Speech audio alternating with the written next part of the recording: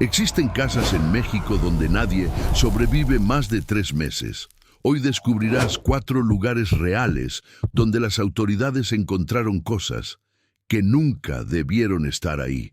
Cuerpos en pozos, espejos que reflejan otra realidad y vecinos muertos que regresan cada noche. Susurro, si vives en casa alquilada, presta atención, porque una de estas historias podría estar pasando más cerca de lo que crees. Lo que está a punto de descubrir cambió para siempre la vida de Marina Solis, una joven enfermera que llegó a la colonia Mártires de 1910 en Guadalajara buscando un lugar barato donde vivir. Lo que encontró en esa casa de adobe y tejas rojas fue algo que la policía municipal nunca pudo explicar y que los vecinos más antiguos del barrio sabían, pero callaban por miedo.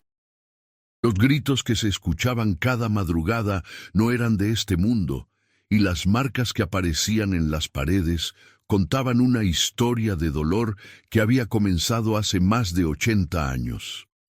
Antes de que termine este relato, conocerás un secreto que una familia intentó ocultar durante generaciones, una verdad tan perturbadora que algunos prefirieron la locura antes que enfrentarla.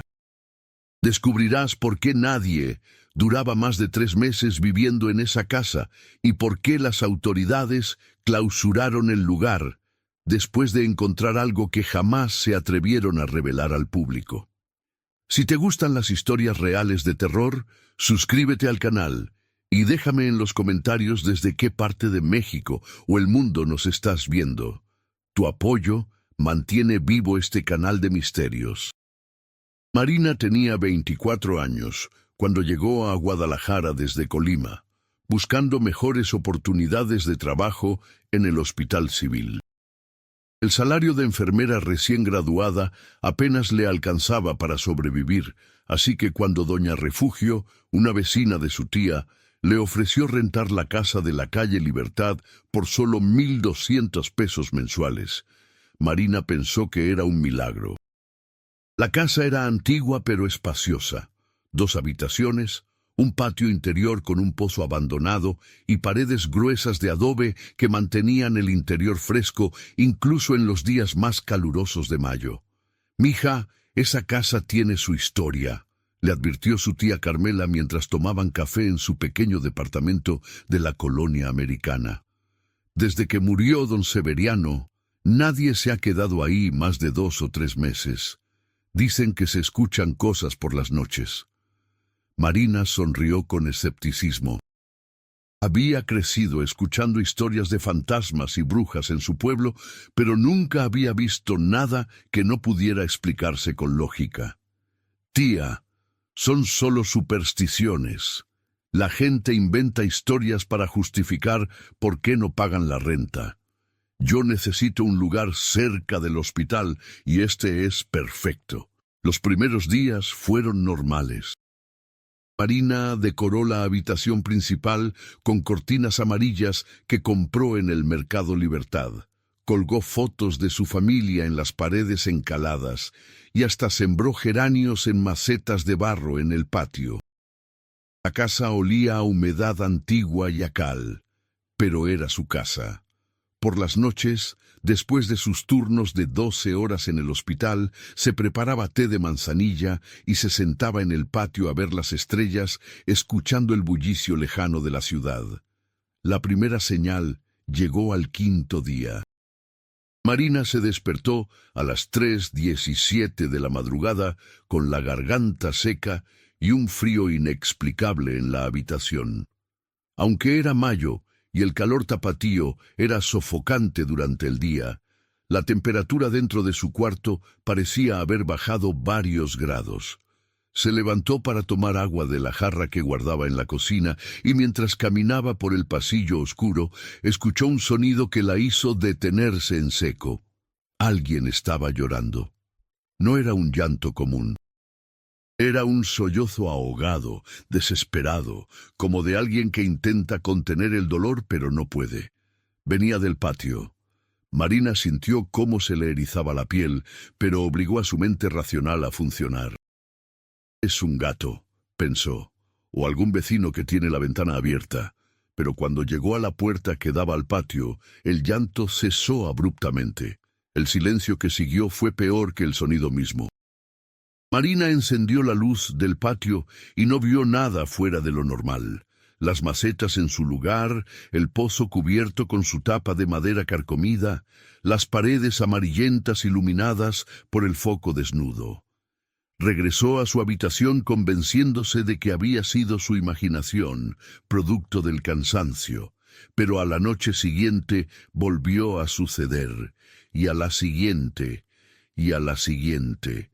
Siempre a las 3:17 de la madrugada, siempre el mismo llanto desgarrador que parecía venir del fondo del pozo. Marina empezó a dormir con audífonos puestos, escuchando música para bloquear los sonidos, pero incluso así, despertaba exactamente a esa hora con una sensación de opresión en el pecho. Una semana después, llegó lo peor. Marina estaba lavando los platos de la cena cuando vio algo en el reflejo de la ventana de la cocina. Una figura oscura, apenas una sombra más densa que la oscuridad del patio, se movía cerca del pozo. Marina dejó caer un plato que se hizo añicos contra el piso de cemento. Cuando volteó hacia el patio, no había nada. «Necesito dormir más», se dijo a sí misma mientras recogía los pedazos de cerámica. «El estrés del hospital me está afectando». Pero al día siguiente, encontró las primeras marcas. Llegó de su turno y al entrar a la habitación principal, vio que alguien había rayado las paredes. No eran grafitis ni palabras, eran arañazos profundos en la cal, como hechos con uñas, formando líneas verticales irregulares que llegaban desde el techo hasta el piso. 5 líneas paralelas, una y otra vez, cubriendo toda la pared que daba al patio. Marina sintió que las piernas le temblaban. Sacó su celular con manos temblorosas y llamó a su tía Carmela. «Tía, necesito que vengas. Algo raro está pasando en la casa. No olvides activar la campanita de notificaciones para no perderte las próximas historias de terror real que subo cada semana. Este canal se mantiene gracias a tu apoyo». Carmela llegó esa misma tarde acompañada de don Esteban, un hombre mayor que vivía en la colonia desde hacía 50 años y conocía cada historia del barrio. Cuando vieron las marcas en la pared, intercambiaron una mirada que Marina no pudo descifrar. «Mija, tenemos que hablar», dijo don Esteban, sentándose en el viejo sillón de la sala. «Esta casa tiene una historia que mucha gente del barrio conoce, pero nadie quiere contar. Yo la voy a contar porque creo que tienes derecho a saber en dónde estás viviendo». Marina se sentó frente a él, sintiendo cómo el miedo le apretaba el estómago. En 1943, en esta casa vivía la familia Contreras. Don Severiano Contreras era un hombre respetado. Trabajaba en la fábrica de textiles La Experiencia. Tenía esposa, Beatriz, y 3 hijos. Pero don Severiano tenía un secreto. Era un hombre violento, de esos que pegaban cuando cerraban la puerta y sonreían en la calle. Don Esteban hizo una pausa, como si las palabras le costaran trabajo. Beatriz aguantó años de golpizas. Los vecinos escuchaban los gritos, pero en aquellos tiempos nadie se metía en problemas ajenos. Una noche de octubre, según cuenta mi madre que fue testigo, se escucharon gritos más terribles que de costumbre. Al día siguiente, Beatriz no salió a comprar al mercado como hacía siempre, ni ese día ni los siguientes. ¿Qué pasó?, se preguntó Marina, aunque una parte de ella no quería saber la respuesta. Don Severiano le dijo a los vecinos que Beatriz se había ido con otro hombre que lo había abandonado con los 3 niños. Pero mi madre nunca le creyó. Había visto los moretones en el cuello de Beatriz la semana anterior, y los gritos de esa noche decía que sonaban como si alguien estuviera siendo asesinado. Marina sintió un escalofrío recorrerle la espalda. La policía nunca investigó nada. En esos tiempos, si un hombre decía que su mujer lo había dejado, eso era suficiente. Don Severiano siguió viviendo aquí con sus hijos durante 40 años más. Pero la gente del barrio notó que él nunca volvió a abrir el pozo del patio. Lo selló con cemento y puso encima esa tapa de madera. Y desde entonces, cada tanto, los vecinos escuchaban llanto salir de esta casa en las madrugadas. ¿Crees que él la mató? Marina apenas podía articular las palabras. No lo creo, mija, lo sé. Mi madre lo escuchó confesar en su lecho de muerte hace 15 años. Dijo que Beatriz está en el pozo, que la aventó allá viva después de golpearla casi hasta matarla, y que la escuchó gritar y arañar las paredes del pozo durante horas hasta que finalmente se cayó. Dijo que las marcas en las paredes eran de cuando ella intentó salir. El silencio que siguió fue aplastante. Marina sentía náuseas, las marcas en su pared, las mismas marcas que había visto. 5 líneas paralelas, como dedos arañando. ¿Por qué nadie ha llamado a la policía? ¿Por qué no han excavado el pozo? Preguntó con voz temblorosa. Porque don Severiano tenía contactos. Su hijo mayor es comandante de la policía municipal. Cuando algunos vecinos intentaron hacer una denuncia anónima hace años, les dijeron que no podían excavar en propiedad privada sin evidencia concreta. Y nadie se atrevió a presionar más. Esta colonia es pobre, Marina. Aquí la justicia no llega igual que en otras partes. Marina se quedó en silencio, procesando la información. Recordó el llanto que escuchaba cada noche, siempre a la misma hora. Recordó la sombra que había visto junto al pozo, y ahora las marcas en la pared. Entonces, ¿qué hago?, preguntó finalmente. Su tía Carmela tomó su mano. Mija, te vienes a vivir conmigo. No puedes quedarte aquí. Pero Marina negó con la cabeza. Algo había cambiado en ella al escuchar la historia. Ya no sentía solo miedo, sentía rabia. Rabia por Beatriz, por esa mujer que había sido asesinada y enterrada como si fuera basura, cuya muerte nunca fue investigada, cuya existencia fue borrada por un hombre violento y un sistema que no le importó buscar justicia. No, dijo con voz firme, no me voy a ir. Si Beatriz está aquí, si su espíritu está atrapado en este lugar, entonces alguien tiene que ayudarla, alguien tiene que darle justicia. Don Esteban la miró con una mezcla de respeto y preocupación. Mija, ten cuidado. Hay fuerzas que no entendemos. Si decides quedarte, no hagas enojar a lo que sea que está aquí. Esa noche, Marina no durmió. Se sentó en el patio con una linterna, mirando la tapa de madera que cubría el pozo. A las 3:17, como reloj, comenzó el llanto. Pero esta vez, en lugar de esconderse, Marina se acercó al pozo. Beatriz, dijo en voz alta, sintiendo cómo las manos le temblaban. Si estás aquí, si me puedes escuchar, yo te prometo que voy a encontrar la forma de que tu historia sea conocida. Voy a buscar justicia para ti. El llanto se intensificó por un momento y luego cesó. El silencio que siguió no fue amenazante.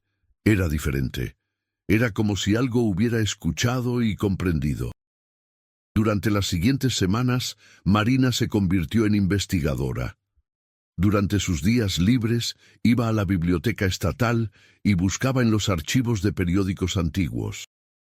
Encontró una pequeña nota de 1943. Mujer desaparecida en Colonia Mártires. Autoridades buscan pistas. Pero después de esa nota, nada más. El caso había sido cerrado como abandono de hogar. También visitó el registro civil y encontró el acta de matrimonio de Severiano Contreras y Beatriz López. Beatriz tenía solo 16 años cuando se casó. Él tenía 32. En el acta de defunción de Severiano, que había fallecido en 2010, no mencionaban a Beatriz en ningún lado, como si nunca hubiera existido. Si esta historia te está impactando, dale like y compártela con alguien que le gusten estos casos reales. Ayuda a que más personas conozcan estas historias olvidadas. Marina contactó a una organización de mujeres que investigaba feminicidios históricos en Jalisco. Les contó toda la historia, les mostró sus hallazgos y finalmente, después de meses de presión, lograron que la Fiscalía reabriera el caso como investigación de persona desaparecida. En diciembre de ese año, 6 meses después de que Marina se mudara a la casa, llegaron peritos forenses con una orden judicial para excavar el pozo. La familia Contreras intentó detenerlos, pero la presión mediática era demasiado fuerte. Las organizaciones de derechos humanos habían convertido el caso en un símbolo de justicia tardía. Marina estaba presente el día de la excavación. Había cámaras de noticias, vecinos curiosos y una tensión en el aire que se podía cortar con cuchillo. Cuando los peritos bajaron al pozo con cuerdas y lámparas, pasaron 2 horas antes de que subieran. Pero cuando lo hicieron, traían huesos. Los restos fueron analizados en el laboratorio forense. Confirmaron que pertenecían a una mujer de entre 30 y 35 años, que había sufrido múltiples fracturas en el cráneo antes de morir, y que sus manos mostraban marcas consistentes con haber arañado superficies de piedra. También encontraron retazos de tela que coincidían con la moda de los años 40. El caso se convirtió en noticia nacional. Hallan restos de mujer desaparecida hace 80 años en pozo de casa en Guadalajara. Los Contreras no pudieron seguir negando la verdad. El hijo de Severiano, el comandante de policía, fue forzado a retirarse en medio del escándalo. La casa fue sellada por las autoridades como sitio histórico de un crimen. Marina estuvo presente en el funeral de Beatriz López de Contreras, 80 años después de su muerte. Solo había un puñado de personas, las activistas de la Organización de Derechos Humanos, algunos vecinos ancianos que la recordaban, y Marina. Pero para Marina, eso era suficiente. Beatriz finalmente tenía un lugar digno donde descansar, una tumba con su nombre y un reconocimiento público de la injusticia que había sufrido. La noche después del funeral, Marina regresó por última vez a la casa para recoger sus cosas. Se sentó en el patio, ahora vacío y silencioso. No había llanto, no había sombras, no había marcas en las paredes. Era solo una casa antigua, en un barrio pobre de Guadalajara. «Descansa en paz, Beatriz», susurró al aire. «Tu historia no será olvidada». Marina se mudó al departamento de su tía, pero nunca olvidó su experiencia en la casa de la calle Libertad. Esa experiencia la llevó a involucrarse más en causas de justicia para mujeres desaparecidas. Hoy, 5 años después, trabaja con la organización que la ayudó con el caso de Beatriz, investigando otros casos fríos de mujeres que desaparecieron en circunstancias sospechosas. La casa en la calle Libertad fue demolida en 2024. En su lugar, la comunidad construyó un pequeño parque con una placa que dice: «En memoria de Beatriz López de Contreras, 1911-1943, y de todas las mujeres cuyas voces fueron silenciadas, que nunca más seamos olvidadas». Dicen los vecinos que desde que el parque fue inaugurado, nadie ha escuchado más llantos en las madrugadas.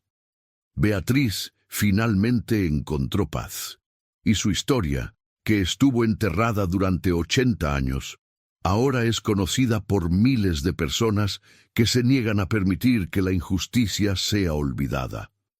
Esta es solo una de las muchas historias que permanecen ocultas en los barrios antiguos de México, esperando que alguien tenga el valor de sacarlas a la luz.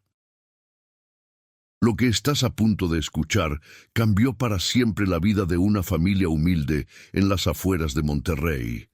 Y lo que descubrieron dentro de ese casebre aparentemente abandonado desafía toda explicación conocida por la ciencia y la razón.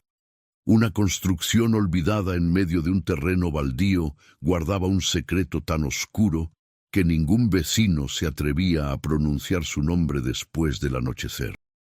Antes de que termine este relato, conocerás la verdad sobre las desapariciones que ocurrieron en ese lugar durante décadas, y entenderás por qué las autoridades locales decidieron sellar todos los expedientes relacionados con esa propiedad. Los testimonios que escucharás fueron recopilados directamente de los sobrevivientes, y algunos detalles siguen siendo investigados hasta el día de hoy. Si es la primera vez que nos visitas, suscríbete al canal y déjanos en los comentarios desde qué parte de México o Latinoamérica nos estás viendo. Tu apoyo hace posible que sigamos compartiendo estas historias reales. La colonia Independencia, en la zona periférica de Monterrey, siempre fue conocida por sus calles polvorientas y casas de lámina donde familias trabajadoras luchaban día a día por sobrevivir. Entre esas viviendas modestas había un terreno que todos evitaban, medio acre de tierra árida donde se erguía un casebre de adobe y madera carcomida que llevaba abandonado desde antes de que los vecinos más antiguos pudieran recordar. Nadie sabía exactamente cuándo se había construido esa casa ni quién había vivido allí. Los registros municipales sobre la propiedad habían desaparecido misteriosamente en los años 70, y cuando algún curioso preguntaba a los ancianos del barrio, estos simplemente movían la cabeza y cambiaban de tema. La construcción permanecía intacta a pesar del paso de las décadas, como si algo la protegiera del inevitable deterioro que devoraba todo lo demás en aquella colonia olvidada. Mariana Soto tenía 26 años cuando su mundo comenzó a desmoronarse. Madre soltera de 2 niños pequeños, trabajaba 12 horas diarias en una fábrica de textiles para mantener el cuarto que rentaba en casa de Doña Refugio, una mujer mayor que la había acogido cuando más lo necesitaba. El dinero apenas alcanzaba y cada mes era una batalla constante contra las deudas que se acumulaban como nubes de tormenta sobre su cabeza. Una tarde de agosto, mientras regresaba exhausta del trabajo, Mariana notó algo extraño en el casebre abandonado. La puerta principal, que siempre había estado cerrada con candados oxidados y cadenas, estaba entreabierta. Un leve movimiento en las sombras del interior captó su atención, y por un instante creyó ver la silueta de alguien observándola desde la oscuridad. El corazón le dio un vuelco, pero cuando parpadeó, la figura había desaparecido. «No te acerques nunca a esa casa, mijita», le había advertido Doña Refugio la primera noche que Mariana llegó a vivir allí. «Hay cosas en este mundo que es mejor dejar en paz. Esa construcción está marcada, pero la curiosidad y la desesperación son 2 fuerzas poderosas que a veces nublan el juicio». Mariana había escuchado rumores entre los vecinos sobre objetos de valor que supuestamente quedaron dentro cuando los últimos habitantes desaparecieron sin dejar rastro. En su situación económica desesperada, la idea de encontrar algo que pudiera vender comenzó a germinar en su mente como una semilla venenosa. Durante las siguientes semanas, Mariana observó el casebre cada vez que pasaba frente a él. La puerta permanecía entreabierta, moviéndose ligeramente con el viento del desierto que soplaba al atardecer. A veces, cuando el sol comenzaba a ocultarse tras las montañas distantes, podía jurar que escuchaba murmullos provenientes del interior, voces apagadas que hablaban en un idioma que no podía comprender, pero que le erizaban la piel. Una noche, después de recibir la notificación de que aumentarían su renta y no tendría manera de pagarla, Mariana tomó una decisión que cambiaría su vida para siempre. Esperó hasta que sus hijos estuvieran dormidos, se vistió con ropa oscura y, armada únicamente con una linterna pequeña y su teléfono celular, caminó resuelta hacia el terreno baldío. La luna creciente apenas iluminaba el camino mientras se acercaba al casebre. El viento nocturno arrastraba polvo y susurros que parecían advertirle que se detuviera, pero Mariana siguió adelante. Sus manos temblaban cuando empujó la puerta de madera, que se dio con un chirrido escalofriante que resonó en el silencio de la noche. El interior estaba más oscuro de lo que había imaginado. Su linterna iluminó paredes cubiertas de moho negro y telarañas tan densas que parecían cortinas tejidas por manos invisibles.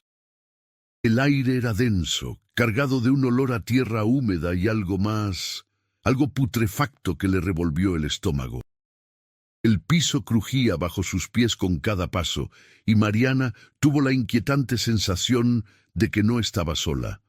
La primera habitación estaba prácticamente vacía, salvo por algunos muebles destrozados y pedazos de tela podrida que alguna vez fueron cortinas.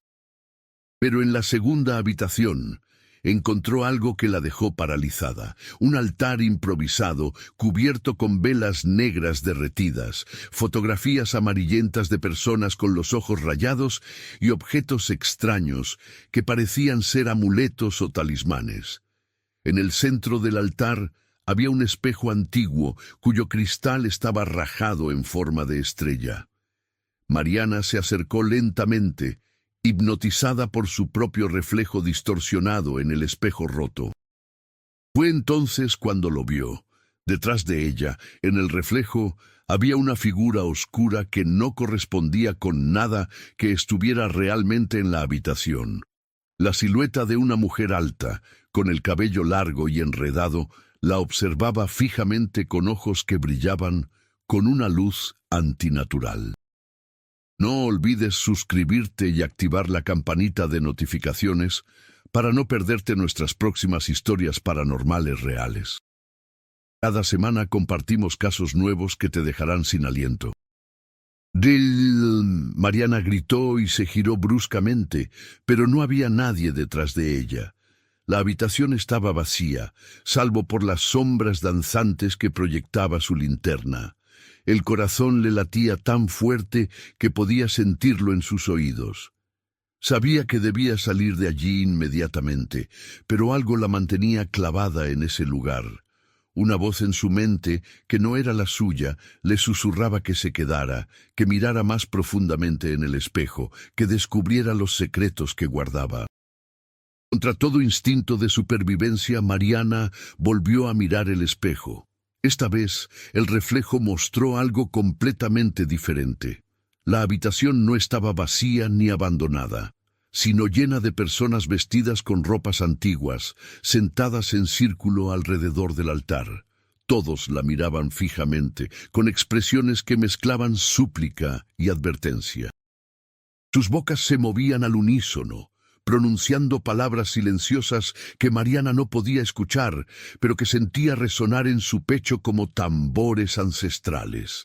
De repente, el espejo comenzó a brillar con una luz azulada que iluminó toda la habitación.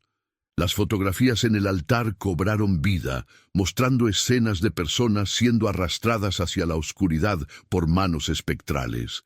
Los amuletos empezaron a vibrar, produciendo un zumbido agudo que le perforaba los tímpanos. Mariana intentó correr hacia la puerta, pero sus piernas no respondían, como si raíces invisibles las hubieran anclado al piso. La figura femenina que había visto en el reflejo se materializó frente a ella, ya no como una sombra difusa, sino como una presencia tangible y aterradora. Su rostro estaba desfigurado por el tiempo y el odio, con la piel grisácea colgando de los huesos y los ojos hundidos brillando con una malevolencia antigua. La aparición extendió una mano descarnada hacia Mariana, y sus dedos largos y retorcidos se acercaron peligrosamente a su rostro. «Has profanado este lugar sagrado», susurró la entidad con una voz que parecía provenir de múltiples gargantas simultáneamente. «Ahora pagarás el precio que otros antes que tú han pagado. Tu alma alimentará la maldición que nos mantiene atados a este mundo». Mariana finalmente logró gritar con toda la fuerza de sus pulmones, y ese grito pareció romper el hechizo que la mantenía paralizada.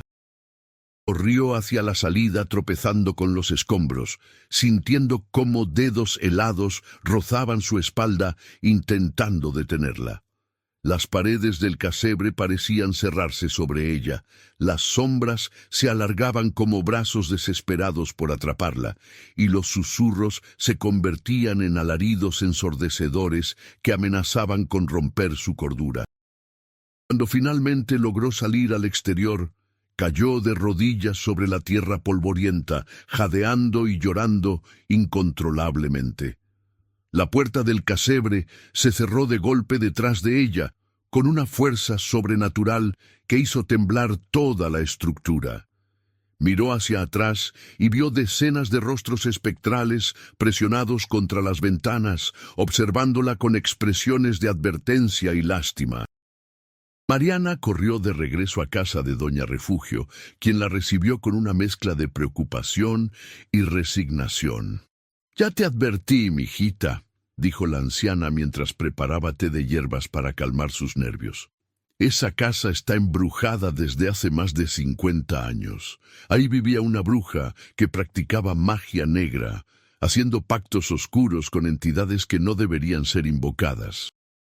La encontraron muerta en extrañas circunstancias, y desde entonces todos los que han entrado allí han tenido encuentros con lo sobrenatural. Pero la pesadilla de Mariana no había terminado. Durante las noches siguientes comenzó a experimentar fenómenos inexplicables en su cuarto. Objetos se movían solos, escuchaba pasos en el pasillo cuando todos dormían, y cada vez que se miraba al espejo veía la silueta de la mujer espectral observándola desde las sombras.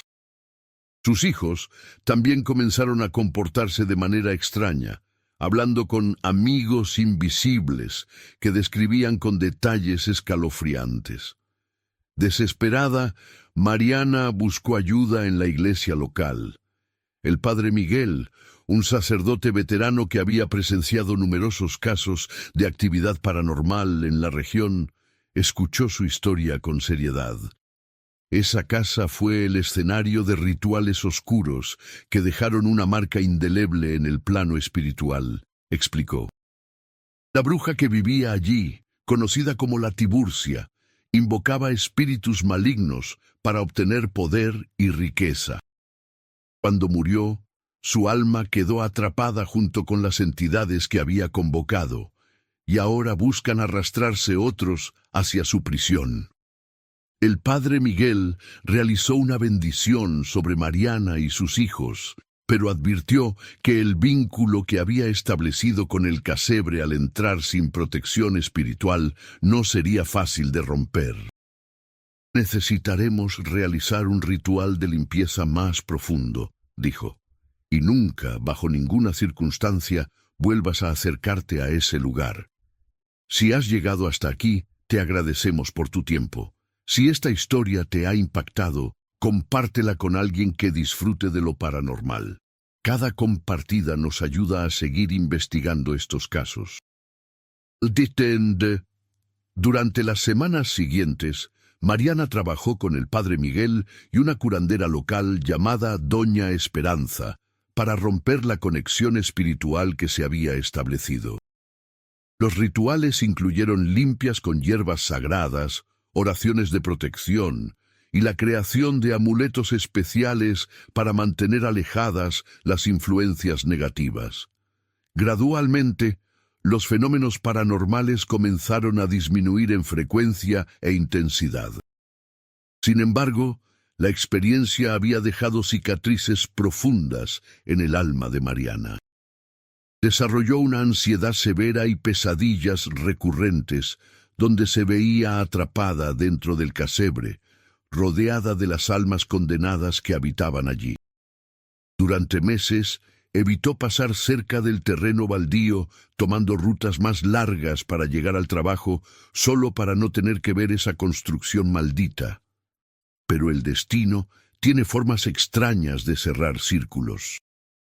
6 meses después del incidente, Mariana se enteró por los noticieros locales que el ayuntamiento había ordenado la demolición del casebre.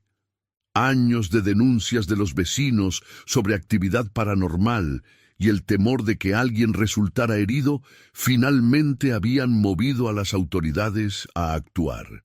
La demolición estaba programada para un martes al mediodía y Mariana sintió una necesidad inexplicable de estar presente. El día de la demolición, más de 50 vecinos se reunieron alrededor del terreno baldío, manteniendo una distancia prudente. Mariana llegó acompañada de Doña Refugio y el Padre Miguel, quien había insistido en realizar una última bendición antes de que comenzara la destrucción. La maquinaria pesada rugió mientras se acercaba al casebre y los operadores, claramente nerviosos, hicieron la señal de la cruz antes de comenzar. Lo que sucedió a continuación quedó grabado para siempre en la memoria de todos los presentes.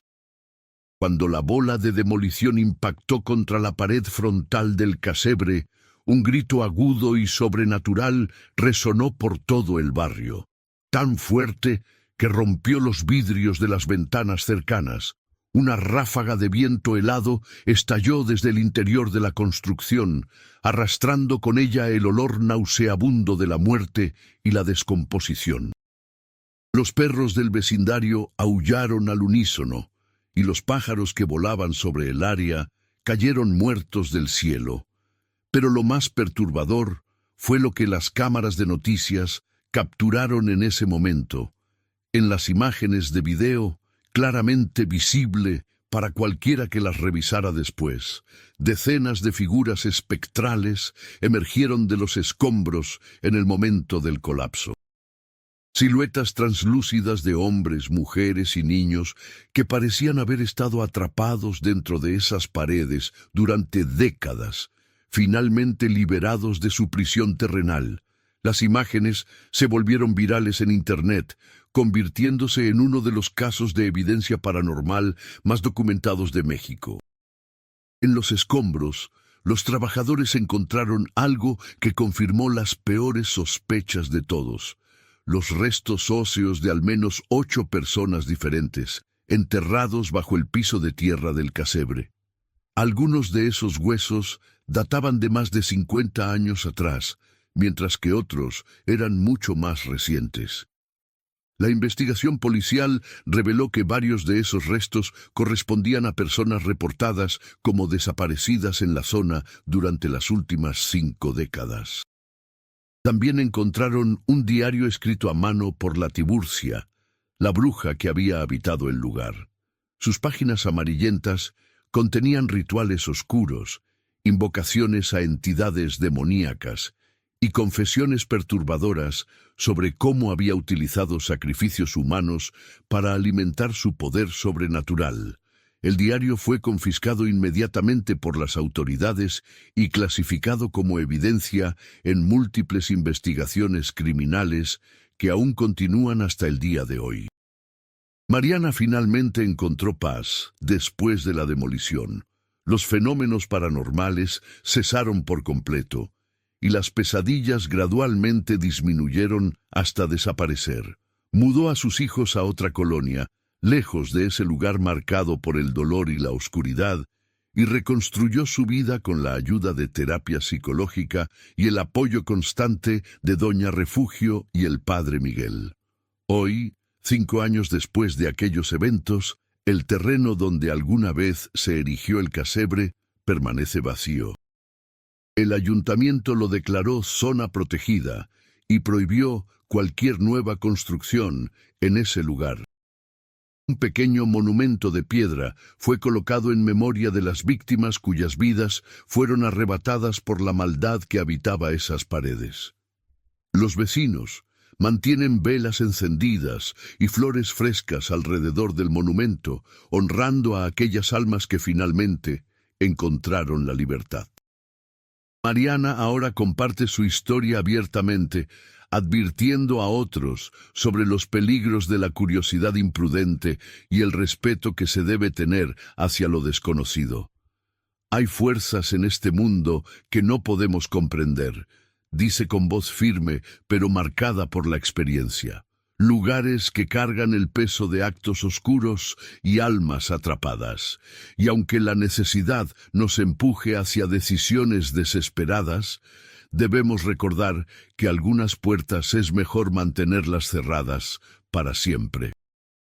La historia del casebre abandonado en la colonia Independencia se ha convertido en leyenda urbana en Monterrey, un recordatorio sombrío de que el mal puede dejar marcas permanentes en el mundo físico y que las consecuencias de la oscuridad humana pueden extenderse mucho más allá de una vida. Las autoridades todavía reciben reportes ocasionales de actividad paranormal en el área, aunque con mucha menos intensidad que antes de la demolición. Para Mariana, cada día es una victoria contra el trauma que vivió. Ha aprendido a vivir con las cicatrices invisibles que esa noche dejó en su alma y encuentra consuelo en ayudar a otros que han tenido encuentros similares con lo sobrenatural. Su historia sirve como advertencia y testimonio de que hay cosas en este mundo que desafían toda explicación lógica y que a veces la verdadera valentía consiste en reconocer nuestros límites y respetar las fronteras entre nuestro mundo y aquello que yace más allá.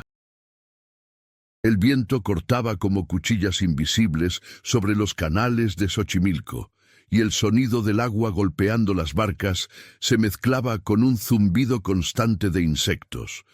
Una cámara encendida grababa entre las sombras, risas, nervios y una voz que decía: «Aquí es donde se escuchan los susurros de las muñecas». Pero cuando el lente hizo un paneo, todos quedaron paralizados. Detrás, colgando entre las ramas húmedas, una muñeca con los ojos abiertos. No se movía, no giraba la cabeza, solo miraba directamente a ellos. Aquella noche, los gritos que resonaron en la isla hicieron eco hasta donde el agua ya no tiene nombre. Lo que estás a punto de escuchar cambió para siempre la vida de 5 jóvenes creadores de contenido. Fueron a la isla de las muñecas en busca de fama y likes. Pero lo que descubrieron allí no era un simple mito urbano. Antes de que el sol saliera, entenderían que algunas miradas no pertenecen al mundo de los vivos. Y lo que encontraron flotando entre las raíces putrefactas de los aguejotes desafía toda explicación humana. Antes de seguir con este relato, suscríbete al canal y cuéntanos desde qué parte del mundo estás viendo esta historia. El grupo salió desde Ciudad de México justo antes del amanecer. El plan era grabar una experiencia paranormal real para el canal Sombras Urbanas MX, famoso por recorrer lugares embrujados. Iban en una pequeña trajinera color verde que llevaba altavoces, linternas, cámaras e incluso una dron con visión nocturna. «Güey, solo no se vayan a burlar de las muñecas», dijo el barquero, un hombre de rostro curtido por el sol, apretando el remo. «Dicen que el espíritu de la niña protege este lugar». «¿De verdad crees en eso, Don?», rió Emanuel, el editor del grupo. «Son solo juguetes viejos». El barquero lo miró sin responder. El silencio lo llenó todo, roto solo por el croar de los sapos y el golpeteo de los remos contra el canal. Chof, chof, chof. El aire tenía ese olor metálico de agua estancada con matices dulces de flores podridas. Al llegar, bajaron con sus cámaras. La isla, vista de lejos, parecía un cementerio suspendido. Las muñecas colgaban de los árboles, la mayoría sin ojos o sin brazos, balanceándose con el viento salado que venía del sur. Cada paso que daban crujía como si pisaran huesos bajo las hojas. «El lugar más jodido», murmuró Lina, la más sensible del grupo. «Eso es justo lo que necesitamos para el video», respondió Diego, el líder y presentador. «Hoy haremos historia». Montaron las luces cerca de una antigua choza tapiada con tablas. Dentro se veía una mesa cubierta de polvo y frascos vacíos. Hubo un momento de risas nerviosas mientras realizaban las tomas. Sin embargo, al revisar la grabación en la cámara de apoyo, algo no cuadraba. «Oigan, ¿quién puso esa muñeca ahí atrás?», preguntó Lina señalando la pantalla.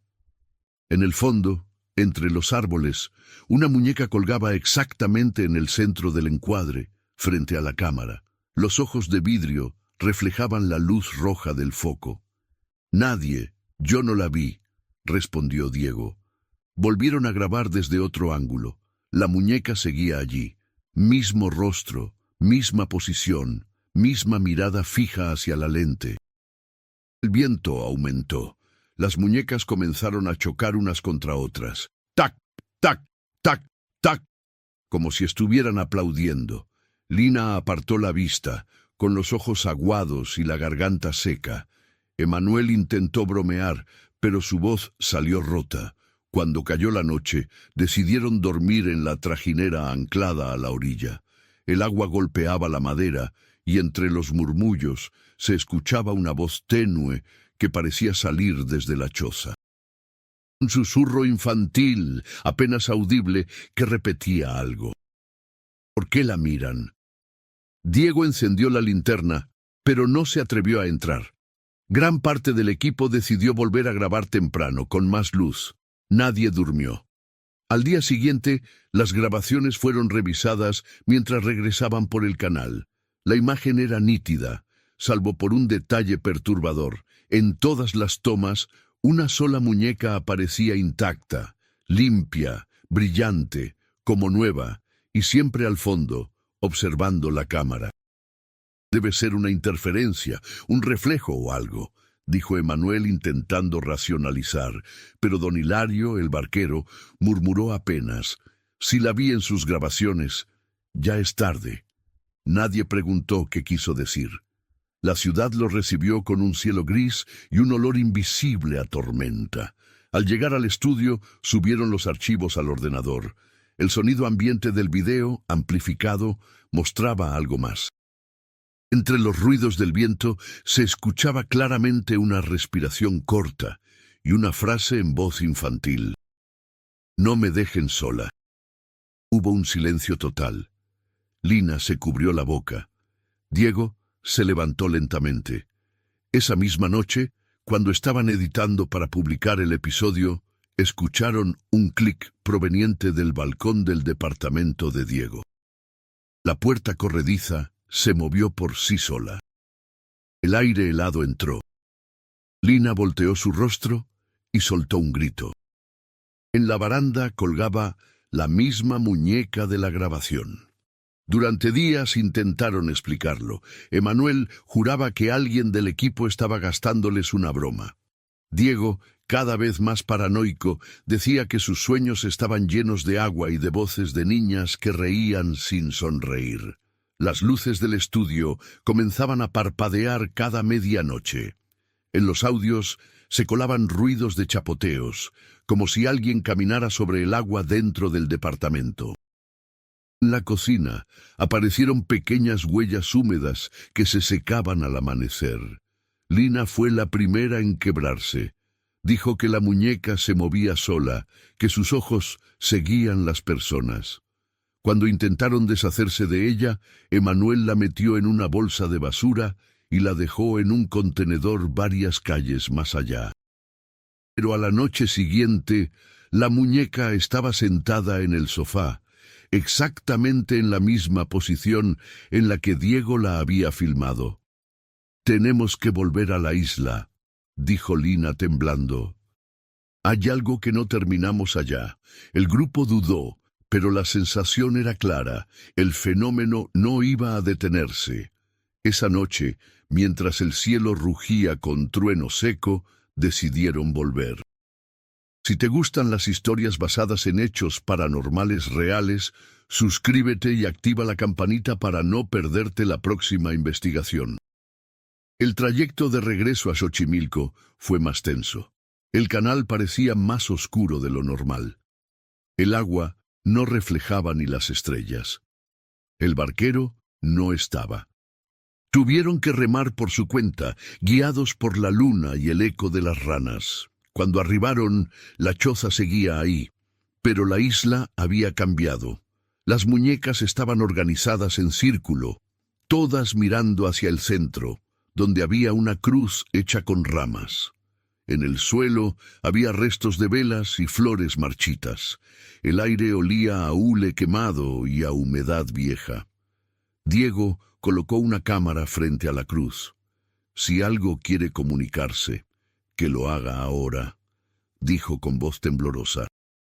El sonido ambiente se llenó de susurros.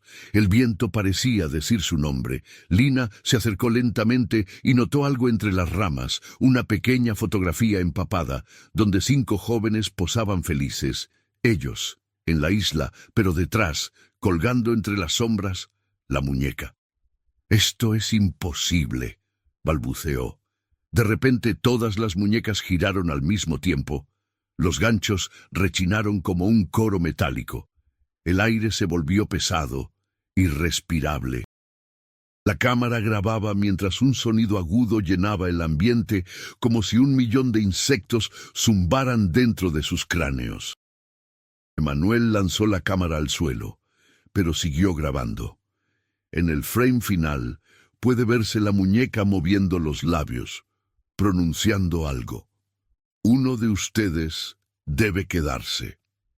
Luego, oscuridad.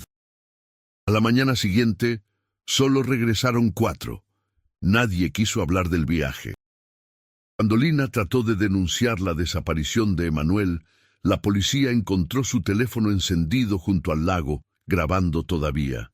En la última toma, el agua mostraba un reflejo claro. Emanuel, de pie entre los árboles, con la piel pálida y los ojos abiertos, sosteniendo a la muñeca en brazos. El canal Sombras Urbanas MXing subió el video semanas después, sin edición. Desde entonces, los seguidores dicen escuchar voces detrás del audio, y algunos juran haber visto una figura infantil moverse entre los píxeles. YouTube lo retiró a las pocas horas. Diego nunca volvió a grabar. Lina fue internada tras sufrir brotes de ansiedad, diciendo que cada noche oía pasitos húmedos caminando en su techo. En las calles de Coyoacán comenzaron a circular rumores sobre una joven que colgaba muñecas limpias en balcones, todas con los mismos ojos de vidrio. Una madrugada, Diego recibió una notificación en su celular. Era un video nuevo, titulado «Regreso a la isla». La miniatura mostraba la muñeca. Nadie del grupo lo había subido. El video se reproducía solo. En la primera escena se veía la trajinera deslizándose lentamente por el canal. 4 siluetas remaban. En el 5.º asiento, una figura pequeña, inmóvil, con la cabeza ladeada, y una voz susurrando muy cerca del micrófono. «Ahora todos estamos aquí». The End. El sonido final fue un golpe seco, como una cámara cayendo al agua, seguido por el chillido de 1000 muñecas balanceándose con el viento. Clic-clac, clic-clac. Cuando la policía inspeccionó el domicilio de Diego, el departamento estaba vacío.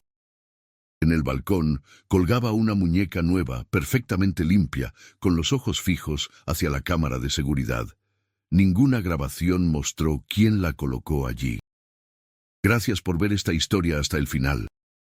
Si te gustó, compártela con tus amigos y cuéntanos en los comentarios si te atreverías a visitar la isla de las muñecas de noche. El viento de Xochimilco sigue moviendo las ramas. Las muñecas aún susurran Y hay quienes dicen que una de ellas ahora sonríe cada vez que alguien menciona su nombre. Lo que estás a punto de escuchar puede parecer una leyenda urbana, uno de esos relatos que los taxistas cuentan en las madrugadas de la Ciudad de México para espantar a los curiosos. Pero para Daniel Robledo, un joven creador de contenido que solo buscaba un lugar barato donde hospedarse, lo que ocurrió en aquella pensión de la calle de las Brujas fue el inicio de una pesadilla que cambiaría su vida para siempre. Y no fue un sueño ni una sugestión. Las cámaras que instaló registraron algo que ningún ser humano debería ver. En los próximos minutos conocerás una historia documentada, con videos, testimonios y registros en náhuatl antiguo que revelan la conexión entre una casa abandonada, una orden secreta de mujeres indígenas y una maldición que perdura desde la época colonial. Antes de que termine este relato, entenderás por qué esa pensión sigue cerrada hasta hoy. ¿Y qué ocurrió con los que se atrevieron a pasar una sola noche bajo su techo? Antes de continuar, suscríbete al canal y cuéntame en los comentarios desde qué parte del mundo estás viendo esta historia. Daniel había llegado al Distrito Federal desde Guadalajara con un solo propósito: iniciar su propio canal de experiencias paranormales. Después de años editando videos para otros creadores, decidió poner a prueba su talento investigando lugares malditos. Su presupuesto, sin embargo, era limitado.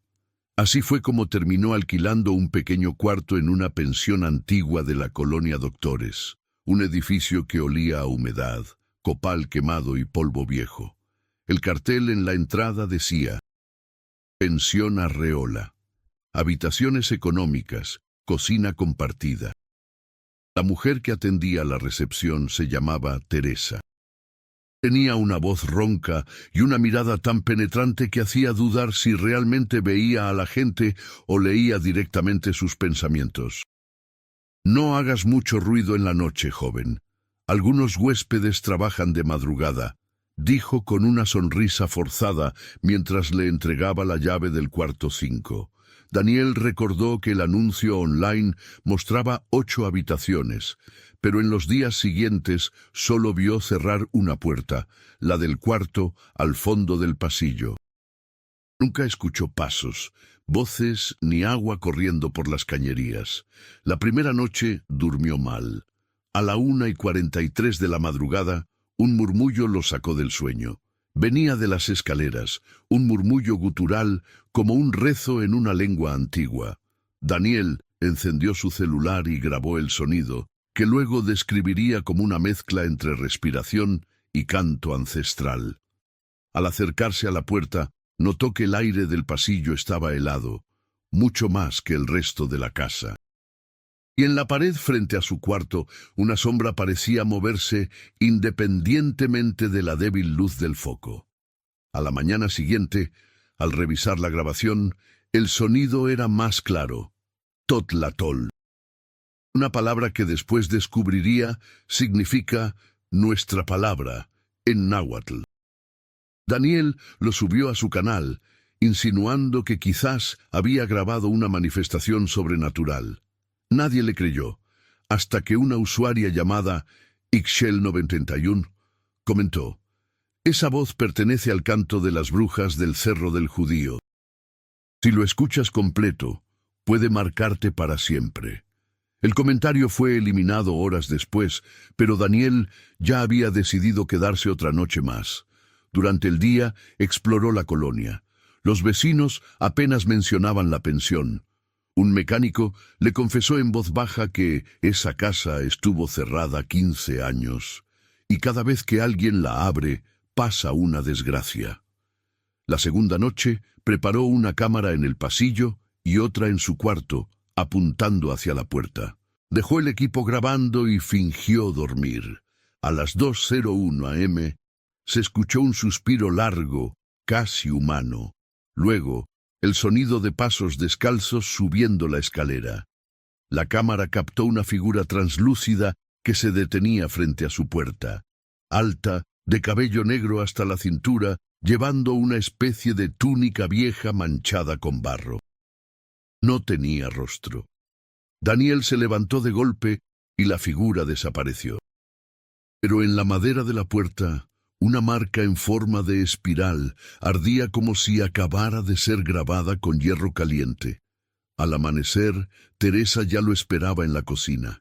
Le dije que no despertara a los que trabajan de noche, murmuró sirviendo café. ¿Quiénes son?, preguntó Daniel. La mujer lo miró fijamente. Los antiguos. Aquí nadie debería hablar cuando ellos pasan.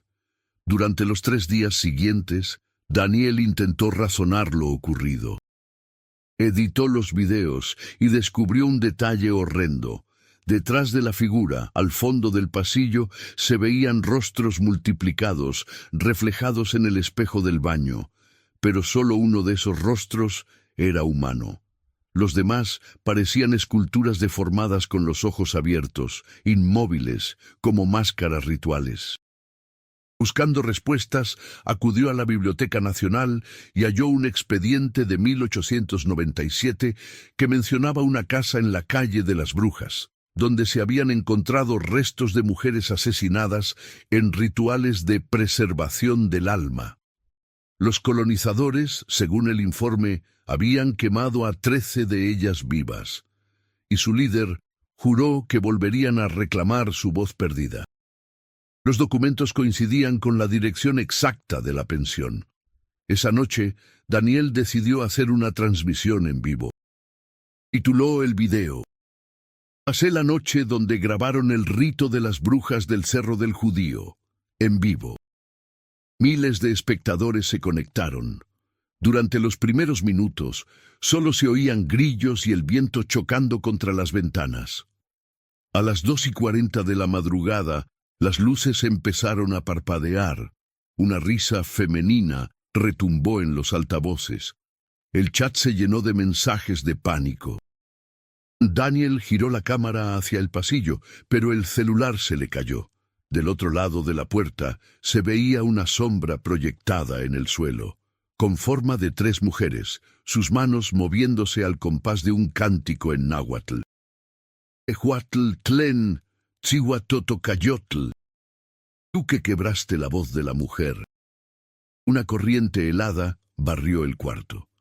Los espectadores oyeron un golpe seco, luego gritos y finalmente la pantalla quedó en negro. Nadie supo qué pasó después. Si estás disfrutando esta historia, recuerda suscribirte y activar la campanita para no perder los próximos relatos paranormales. Tras desaparecer del mapa digital durante casi una semana, Daniel fue hallado por la policía local en un terreno baldío a 3 cuadras de la pensión. Estaba deshidratado y en estado de shock. No recordaba su nombre ni cómo había llegado allí. Lo único que repetía era una frase ininteligible en náhuatl. Las autoridades lo internaron en el Hospital Psiquiátrico Fray Bernardino, donde permaneció incomunicado. A los pocos días, un inspector llamado Agustín Landa visitó la pensión para cerrar la investigación. Llevaba consigo los dispositivos de grabación de Daniel. Al revisar las imágenes del pasillo, notó algo que ningún informe policial mencionó jamás. En el reflejo del espejo, la figura de Teresa, la encargada, permanecía inmóvil viendo a la cámara, pero su cuerpo no proyectaba sombra alguna. Intrigado, Landa buscó el registro de propiedad del edificio. Descubrió que la pensión Arreola estaba a nombre de una tal Teresa Huitzilán, fallecida en 1912.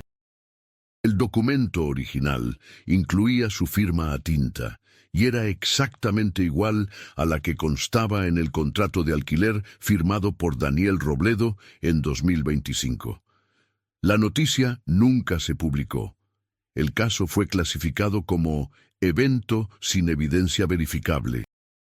Pero los videos del joven se filtraron en foros ocultos de Internet, donde los usuarios aseguran que, si se reproduce el sonido original con auriculares, Detrás del canto en náhuatl puede escucharse una voz en español susurrando un nombre. Daniel, quédate con nosotras. Semanas después, un youtuber de Monterrey llamado Carlos Méndez anunció que había alquilado el mismo cuarto para continuar la investigación. En su primera y única transmisión en vivo, se lo ve hablando frente a la cámara, mencionando que el lugar estaba aún más frío que antes. A los 5 minutos, comienza a oírse un golpe en la pared y una respiración femenina junto a su oído. Carlos se detiene y pregunta, ¿quién está ahí? Teresa. La conexión se corta. El canal de Carlos desapareció al día siguiente. Todo su contenido fue borrado y su perfil declarado inactivo. Ningún amigo o familiar ha podido ubicarlo. A finales de ese año, la pensión fue clausurada por riesgo estructural, aunque algunos vecinos afirman que aún se ven luces encendidas en la madrugada y que una mujer de cabello largo limpia el portón como si esperara nuevos huéspedes. Las investigaciones periodísticas han intentado entrar, pero los sellos oficiales siempre reaparecen aunque alguien los rompa. Los reporteros dicen que escuchan susurros detrás de las paredes, como si las propias piedras recordaran lo ocurrido. En la esquina de la calle de las Brujas, frente al viejo edificio, hay hoy un altar improvisado con veladoras, fotografías descoloridas y una nota escrita a mano. No olviden sus nombres. Ellas siguen aquí. Gracias por acompañarme hasta este punto del relato. Si te ha gustado esta historia, compártela con quien amas y cuéntame si te atreverías a pasar una noche en la pensión de la calle de las Brujas.